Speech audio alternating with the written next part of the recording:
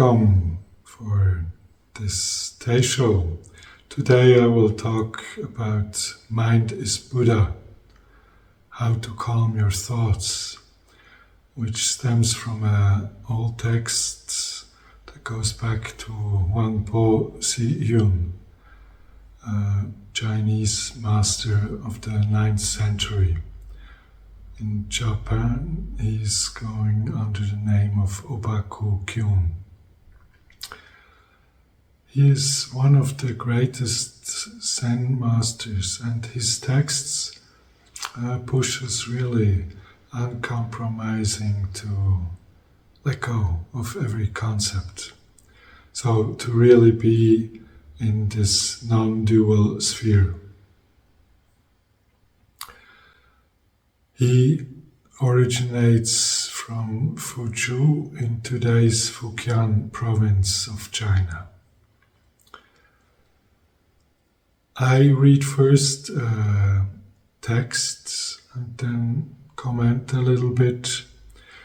I'm not sure whether I will get through in time through the whole text, but nevertheless you will receive the text also as a PDF.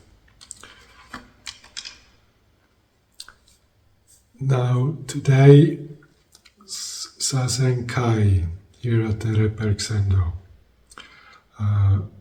You hear the recording in English, while at 10:30 Swiss time I will give the Teisho here for the 14 participants here in the Zendo. Nevertheless, even though that we are separated for 1,400 kilometers apart or even more, we are not separated. So we are practicing as one. And I hope you have opportunity to sit together, practice together, or if not so, enjoy practicing at your place where you individually practice and participate.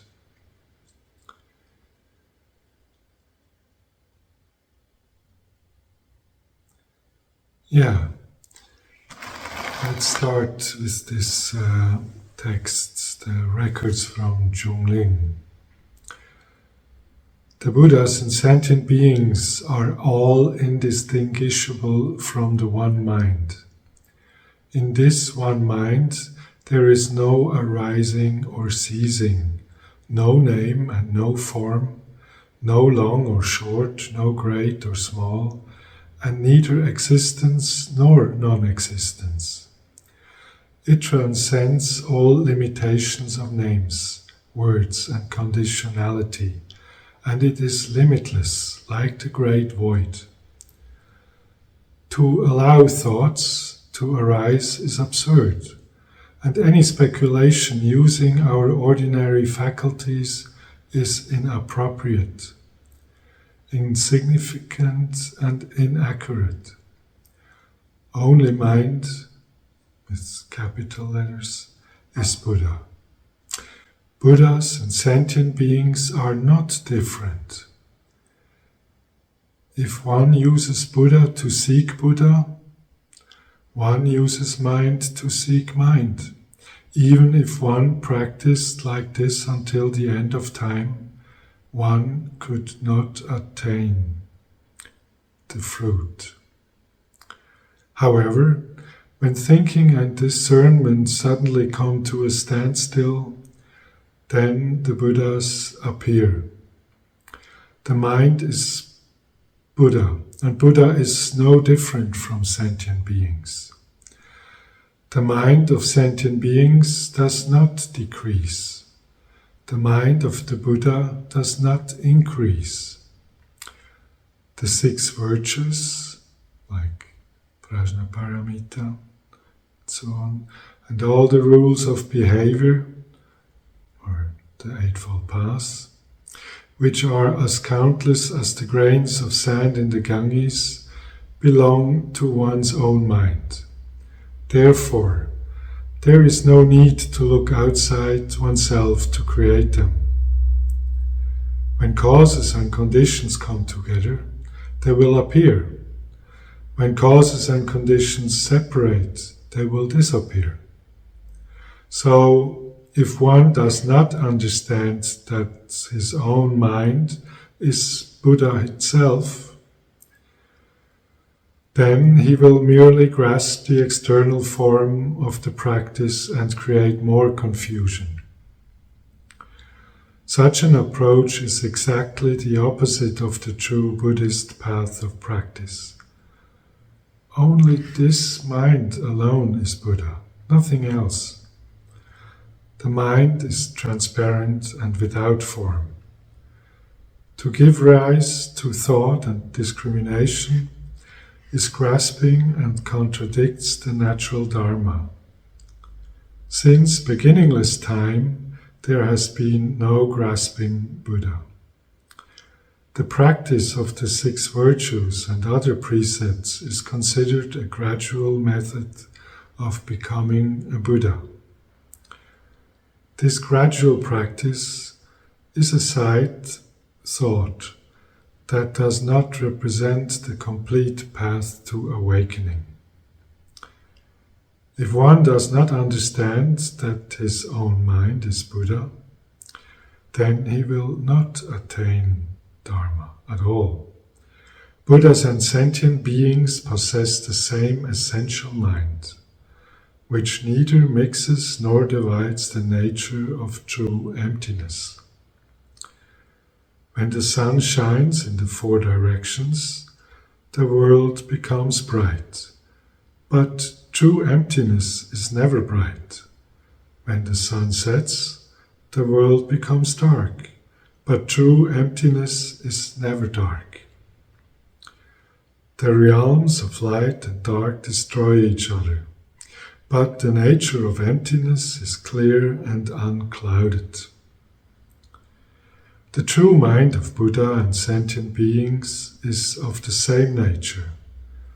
If someone thinks that the Buddha is pure, radiant and liberated, but sentient beings are dirty, dark and entangled in the cycle of being, in samsara, and if someone practices on the basis of this view, then he will never attain awakening, even if he endures as countless ages as grains of sands of the Ganges.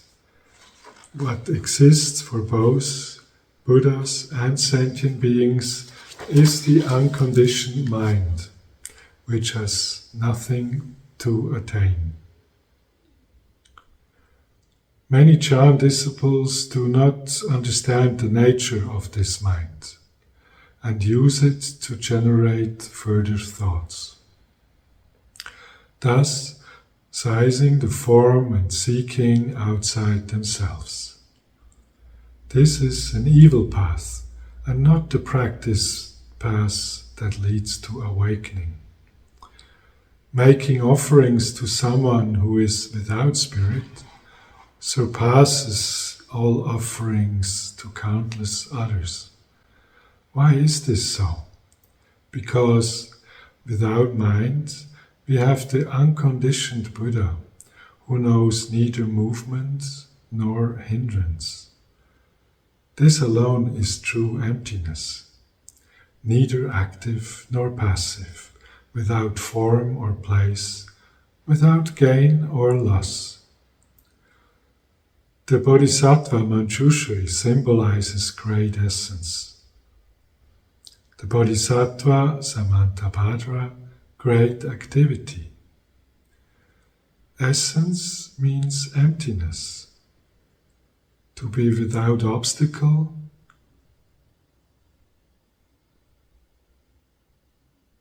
Essence means emptiness, to be without obstacle. Action means formlessness, to be inexhaustible. The Bodhisattva Avalokiteshvara symbolizes great compassion. The Bodhisattva Mahastama, great wisdom.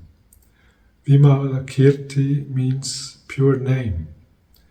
Purity is nature and name is form. These great bodhisattvas symbolize those wholesome qualities and perfections that all of us essentially possess. Outside of ourselves, there is no spirit to search for. By understanding this is how it is. People awaken directly instead of searching outside and grasping forms. Those who do the latter fear failure and therefore cannot enter the realm of immersion. They experience powerlessness and disappointment and return to intellectual understanding and knowledge. As a result, many disciples strive for doctrinal and rational understanding, but few attain the stage of true awakening. In their error, they merely progress in the direction opposite to awakening. One should imitate the great earth. All Buddhas, Bodhisattvas, gods, and humans walk on the earth, but the earth does not rejoice in them. All sheep, oxen, ants, etc. tread on the earth, but it does not get angry. Although it is adorned with jewels and rare fragrances, the earth does not give rise to greed. Despite excrement and foul odors, it harbors no hatred or loathing. The unconditioned mind is without poignant thoughts, beyond form. The Buddhas and sentient beings are just like this. The fully awakened mind is just like this. If the students of the Dharma cannot immediately abandon their conditioned mind and instead practice in other ways, many ages will pass without their awakening, because they are bound by their thoughts to the merits of the three vehicles. They do not attain true liberation. The text continues, but I will stop here for a moment and start with my comments.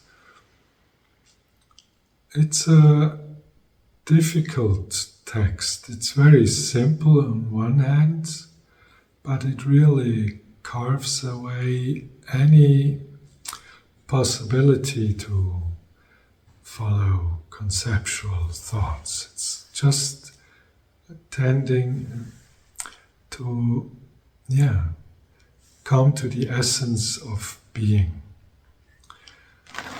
So it starts, the Buddhas and sentient beings are all indistinguishable from the one mind. In this one mind there is no arising or ceasing, no name and no form, no long or short, no great or small, and neither existence or non-existence. So the first sentence, Buddhas and sentient beings, they are named together. And it's said they are indistinguishable from the one mind. In other words, there is also no distinguishable quality between Buddhas and sentient beings. They represent both, in their individual way, one mind, all in capital letters. And then it continues. also in relation to the one mind, it doesn't arise, it doesn't cease, so it doesn't come forth and it doesn't go away. It has no name, it has no form, no long. It's not long, it's not short, or great or small, or whatever quality we can usually come up with. That reminds us very much on the text of the Heart Sutra, where emptiness, which also can be read as one mind, is identical with form, and form is identical with emptiness or one mind. But we can't declare one mind. One mind transcends all limitations of names, words, and conditionality, and it is limitless like the great void, or the emptiness, or mu. To allow thoughts to arise is absurd, and any speculation using our ordinary faculties is inappropriate, insignificant, and inaccurate. So, even to try to think it out and grasp it with our conceptual thought is inappropriate and can't point out the significance. It's inaccurate. And yet we practice, and often we just practice by sitting, and we do good while sitting when we not get lost in too many reflections. And even though we hear now about one mind, it's more an encouragement to dive deep into this one mind. This one mind, or only mind, is Buddha. Buddhas and sentient beings are not different. So again, the emphasis, Buddhas and sentient beings are not different. If one uses Buddha to seek Buddha, one uses mind to seek mind. Even if one practiced like this until the end of time, one could not attain the fruit. However, when thinking and discernment suddenly come to a standstill, then the Buddhas appear. So if we selectively pick the idea, I have to study the Buddha and do whatever the Buddha did,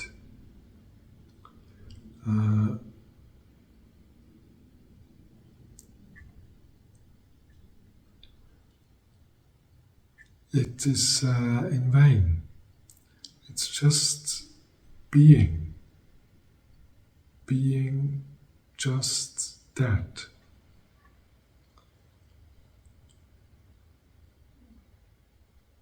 And if we happen to achieve that,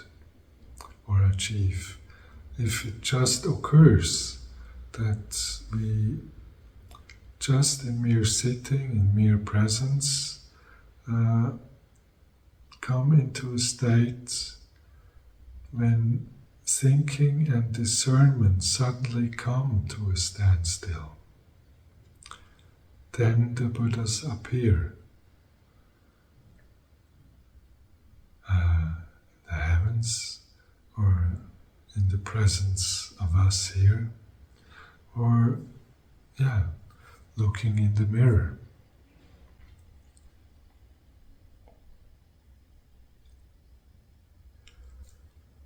So the mind is Buddha.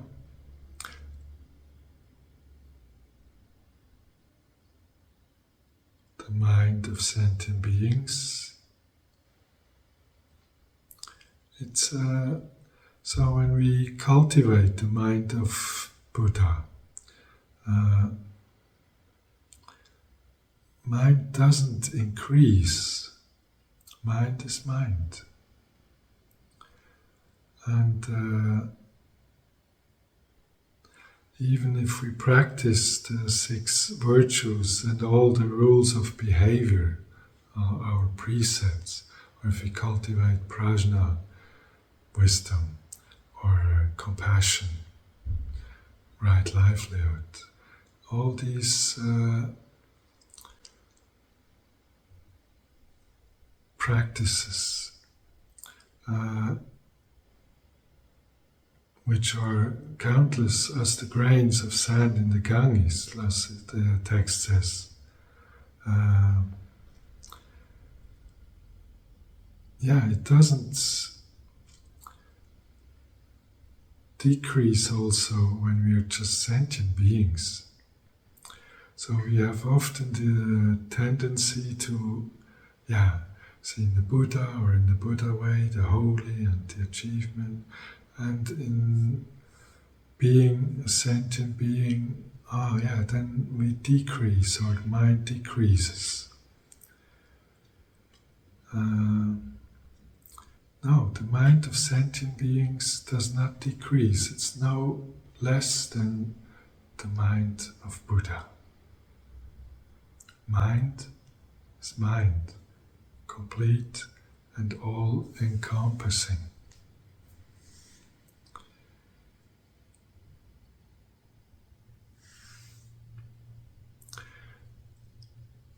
So, further down, we read, the mind is transparent and without form. To give rise to thought and discrimination is grasping and contradicts the natural Dharma.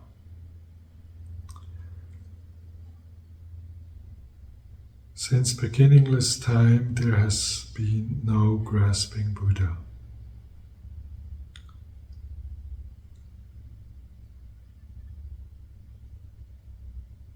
If we are greedy or keen to achieve something, then we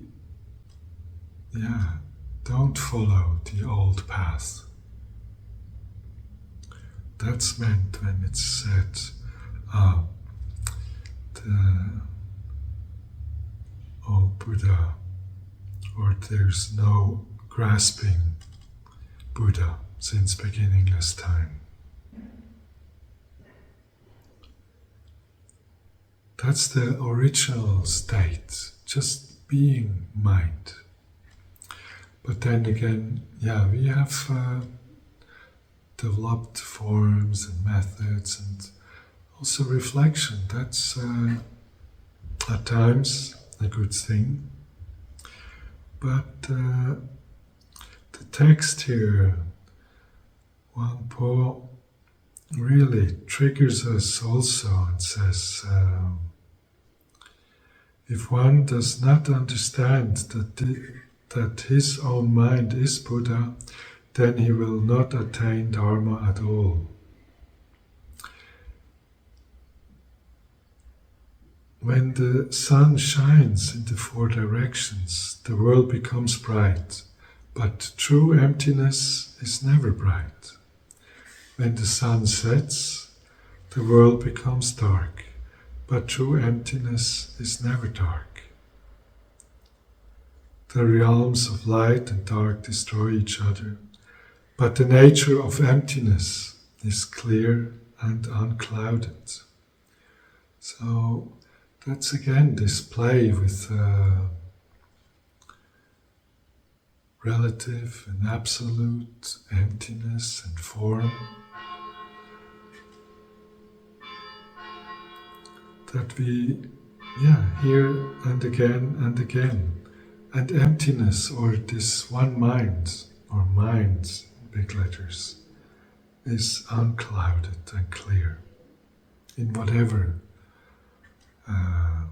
relative state or condition we are in.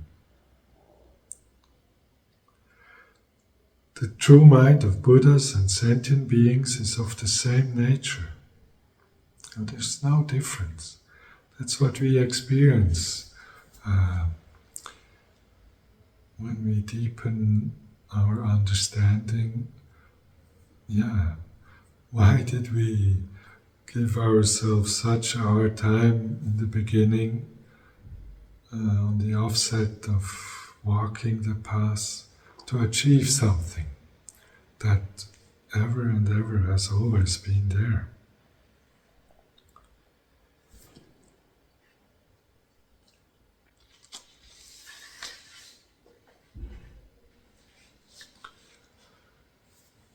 Yeah.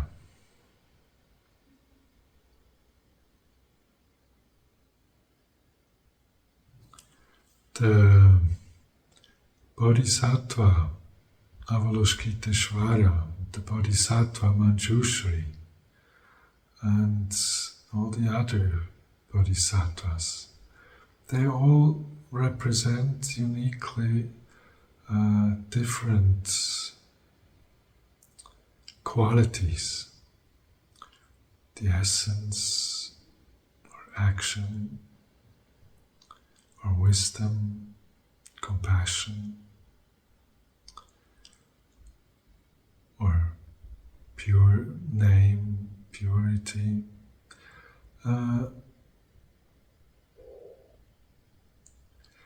They represent qualities that we all possess. So we don't become this or that. In the end, it's all already here to varying degrees of insight.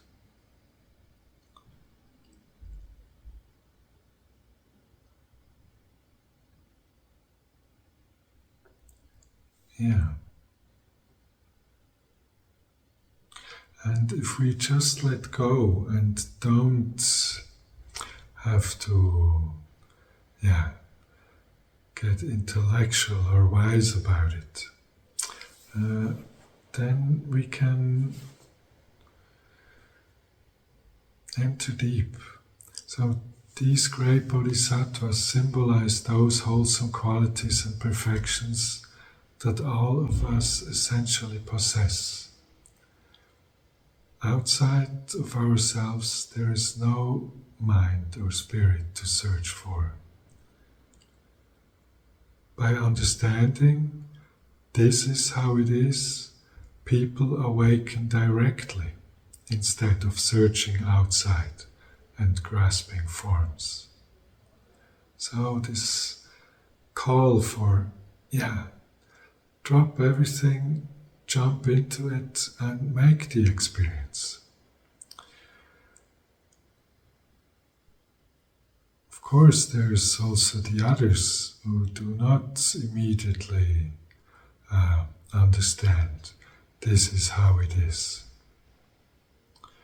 Those who do the latter, who grasp and search outside and fear failure, and therefore cannot enter the realm of immersion or jhana, then they experience powerlessness and disappointment and return to intellectual understanding and knowledge.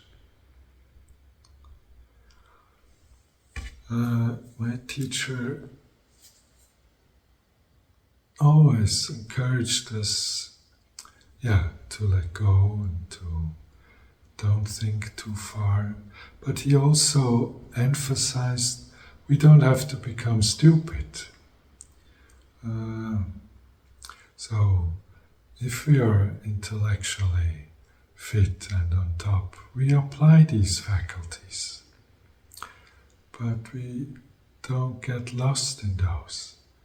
It's really the main task at hand is to be an expression of this one mind, this unconditioned mind, without poignant thoughts beyond form.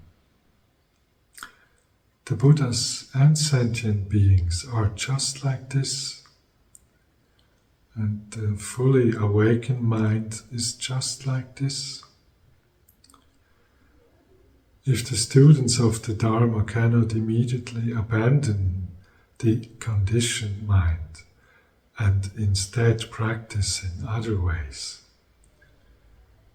many ages will pass without their awakening, because they are bound by their thoughts to the merits of the three vehicles.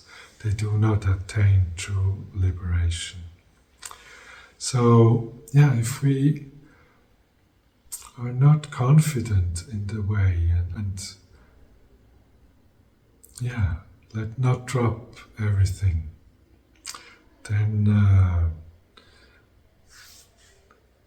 it's going to be ages, many cycles or many ages will pass without their awakening. So that's a strong call through the centuries from Huan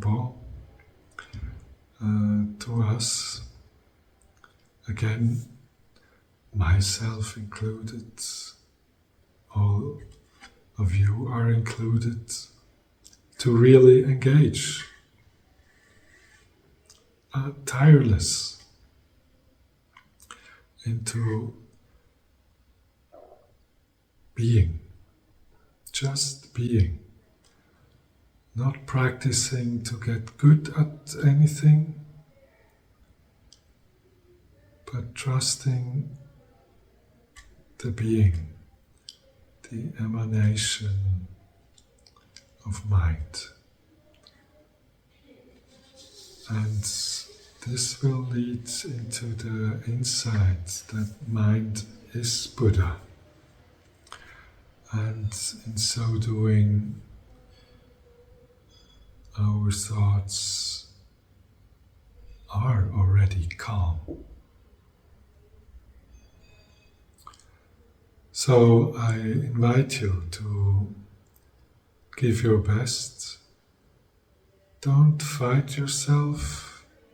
Be also kind in your practice. But be also uncompromisingly complete as you are. Because that's a mind-boggling text, but the main essence or essence of the text, this mind is Buddha. Buddhas and sentient beings are not different. That's really this all-embracing, an embrace that is all-inclusive. Nothing is excluded.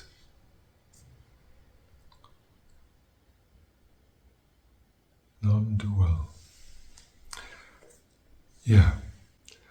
I thank you for your attendance and for your listening, and I wish you to continue well with your practice.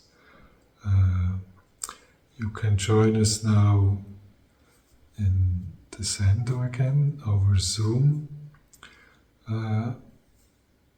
Sit or do Kinhin, and we continue